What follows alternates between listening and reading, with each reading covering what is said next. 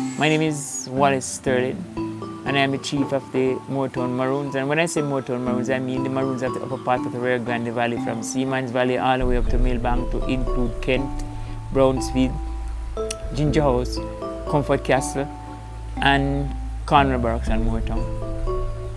Today being the second day of September in the year 2024, and we are located here in Moortown at the Cultural Center, and this is where this interview is taking place. So let me say Akwaaba, welcome to everyone. We are located in the hills of the Blue and Jankro Mountains in Jamaica, and it's if you are in Port Antonio, you want to find us, you have to head south towards the mountain. To get to Moortown itself, it's basically 16 kilometers from Port Antonio, or 10 miles.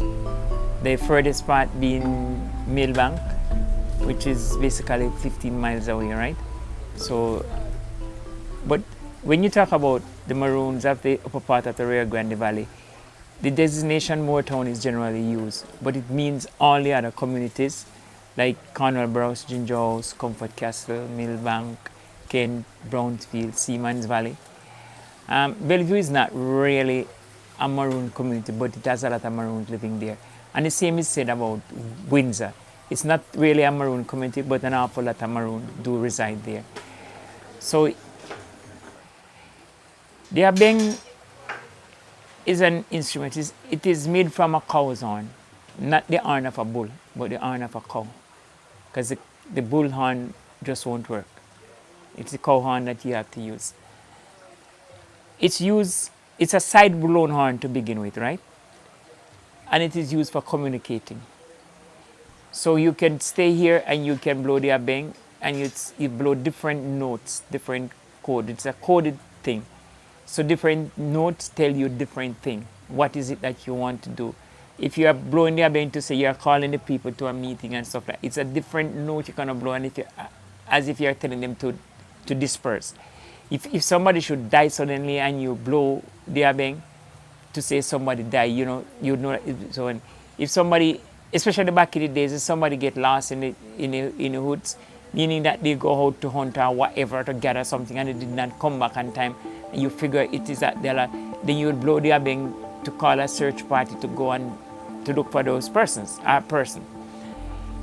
If and when you found the person, if the person is found and the person is well, you're going to blow the Abeng to say, I found this person and this person is well.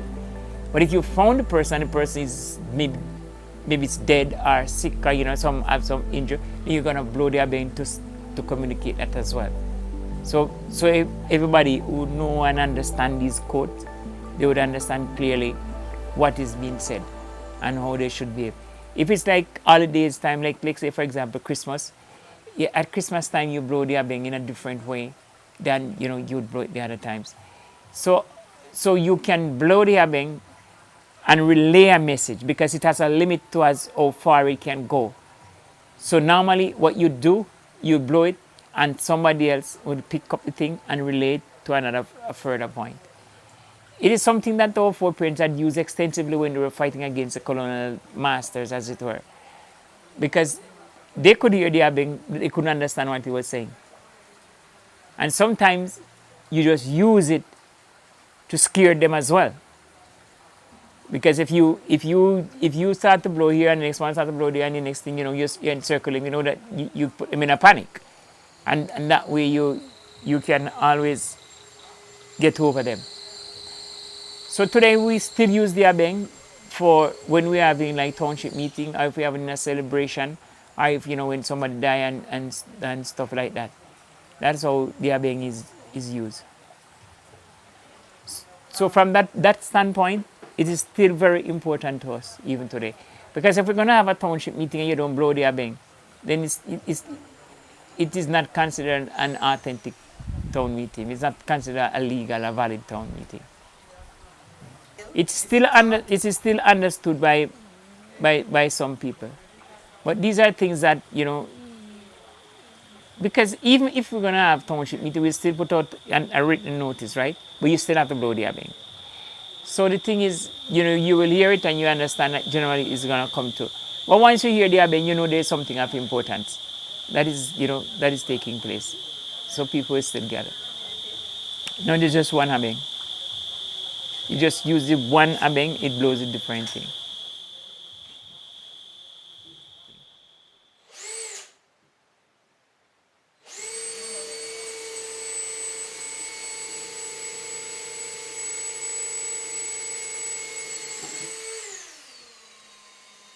So first of all, you need a cow's horn to make an Abeng. The horn of the bull is not suited for making the Abeng.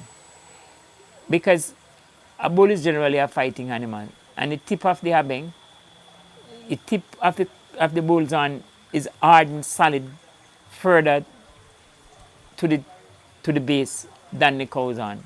Because the cow is not necessarily a fighting animal per se.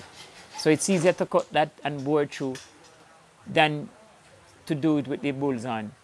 Normally we use the bull's horn for making tender boxes.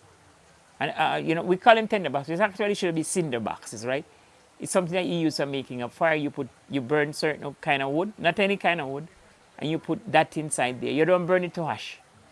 You put it inside there, and then you use a piece of flintstone and a piece of metal, and you strike the metal across over the mouth of the horn.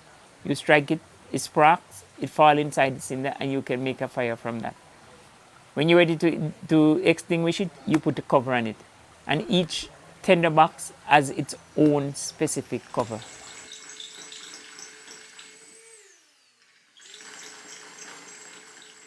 The funny thing about it, cows hardly have horns these days. That's what the problem. That's the problem why we don't make more Abengs.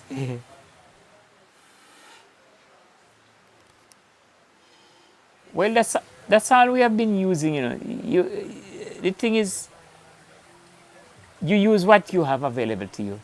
If I look at some pictures and some things and some, like in Ghana where they still use the Abeng, those horns are long, but the fact is that these cows have, tall horns, so they can use them. Our cows don't have that length of horn, so we just have to work with what we have.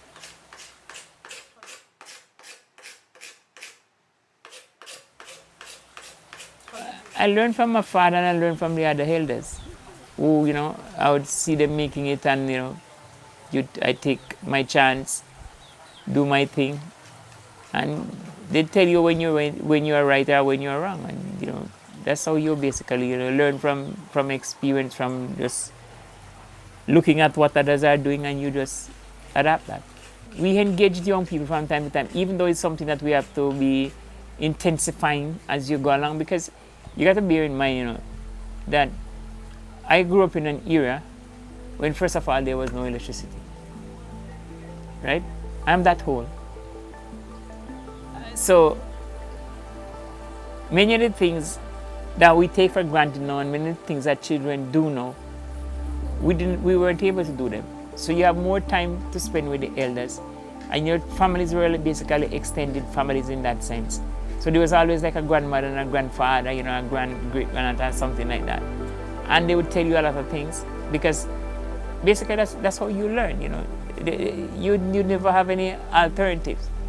So people will show you how to do things and they tell you how to do things. It's not like, a child will come home from school and spend time on the tablets or on the phone or something like that. The only tablets we knew was the slate that we took to school. And we write on that, and you have to delete everything anyway. There was no place for storage or anything. Since there was no electricity, there was no television. So most of the activities were outdoor activities, or you play games inside of the house when it's raining. So we grew up with that kind of mindset. You do things. There was no toys other than the toys that we make.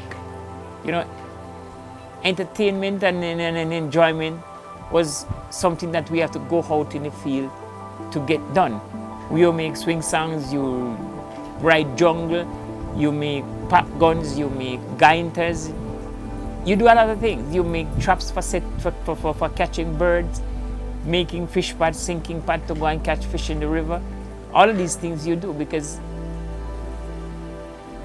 There was no electricity. And even when there was electricity, you still were doing those things.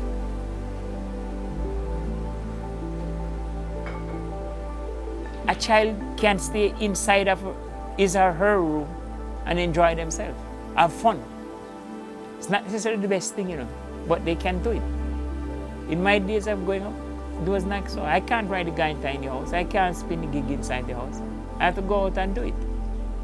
We have to run around. We have plays. We play cricket. Well, I hardly see any of these children playing cricket these days. But in my days, we grew up, we play cricket. Where you have a level place, you can put up 3 stumps. You can play cricket there. That's how it is. So it's a whole different era, and taking those kind of things into consideration, we have to implement to move things around.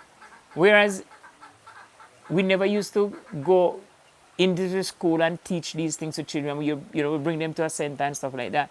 But now, going forward now, we are looking at getting into the schools to teach the children, starting with the lowest one, the basic schools. Because we recognize that that is probably a better way to go at this point in time. And, this is something that we are formulating that we wish to start in this September school year.